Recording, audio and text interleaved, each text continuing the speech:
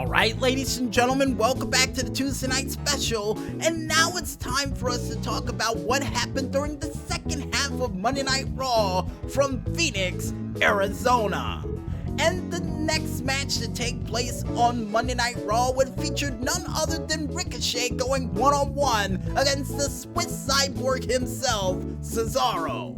And the only reason this match is taking place is because Cesaro would say he doesn't care that Brock Lesnar beat the crap out of Dominic. He would have done the same thing if he had the chance because Brock Lesnar beat him to it. Only for Ricochet to come out and say, even if they were out there, you wouldn't have done a damn thing. And by the way, with you talking all of this junk backstage, how about we settle this in a ring? I think taking a line from Kurt Angle back when he was general manager of Monday Night Raw, but during this said match, action would go back and forth, and even Ricochet would pull off a couple of cool tricks that I got a feeling that Rey Mysterio would be smiling upon about if he was there. But unfortunately, like we said earlier, in the emergency room along with Dominic after his horrific attack from Brock Lesnar. And during this match, even though Ricochet was able to pull off these cool tricks, Cesaro would be there every step of the way to try to counteract them by playing air traffic control, catching him out of midair, doing a beautiful tilt-the-world backbreaker for a near fall, and even doing a gorilla press gourd buster during this match for a near fall. But ultimately, all those Rey Mysterio insults would come back to haunt the Swiss cyborg, because Ricochet would be able to do a Dragondera version of the West Coast Pop during this match for him to win this said contest via pinfall.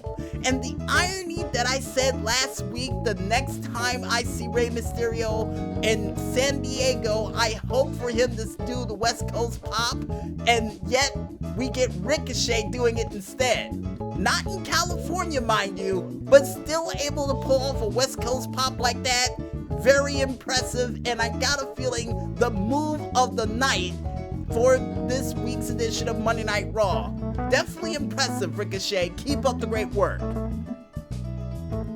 And speaking of impressive moves, folks, the next match to take place on Monday Night Raw that might as well be the Raw edition of Night of Champions would feature none other than the phenomenal one AJ Styles going one-on-one against Cedric Alexander for the United States Championship.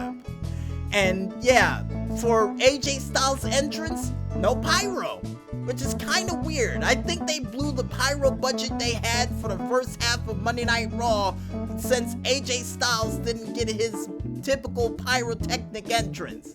Wish he would have got it.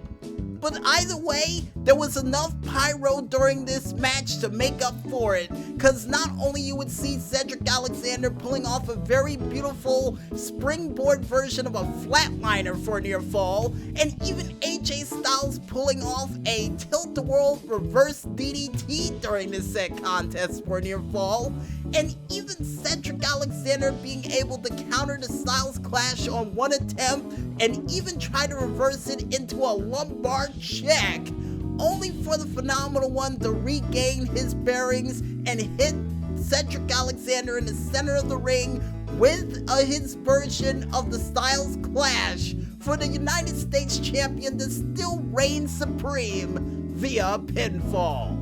And a very impressive back and forth contest that I may consider for Match of the Year for this year. That's how good it was. And not to mention the fact that the moves were so lightning back and forth that I couldn't be able to take down all of them. Trust me, folks, this was definitely Match of the Year contender.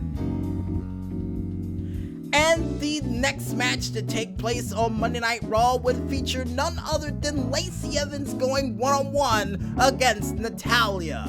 A match that I thought was going to happen at Hell in a Cell, but apparently not going to happen at all in a pay-per-view type atmosphere, because during this match, action would go back and forth and would even feature Natty Neidhart doing her classic springboard atomic drop makeshift back walk and drop kick combination for a near fall, and would even see Natty Neidhart pulling off her Natty by Nature for a near fall.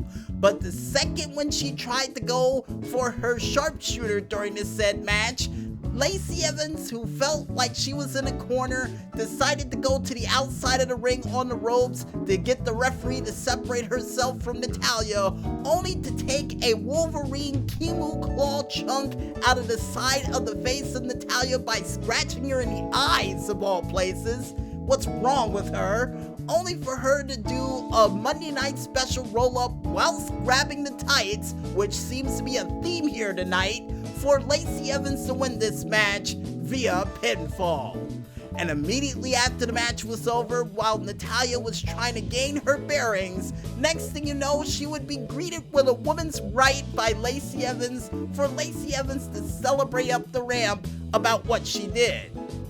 Real classy, Lacey, real classy.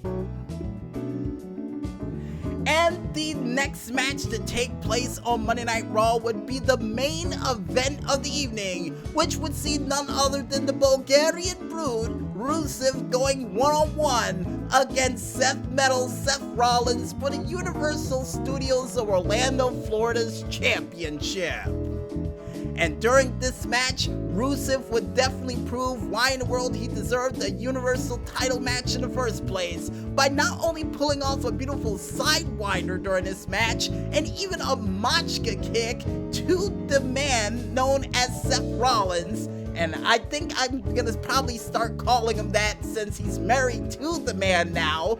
Only for Rusev to play air traffic control after Seth Rollins would do not only 1, 2, but 3 suicide dives to the outside of the ring and would try to follow it up with a makeshift Sagat Tiger knee, but only for him to get countered into a Machka kick, and then for of all music to play during this match of Bobby Lashley, coming back after being gone since WrestleMania, and then for him to come out with none other than Lana, and then would have a makeshift makeout session on the stage with Lana.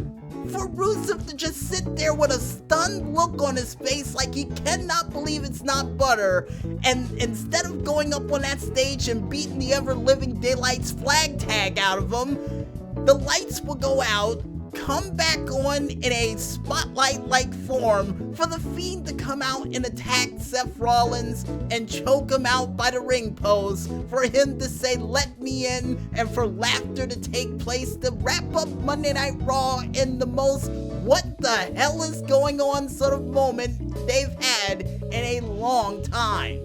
Probably in about 3 months, but I could be wrong with that time frame. And if you're wondering at home, folks, yes, we will be doing a match card review for the pay-per-view Hell in a Cell this Friday for Music Village.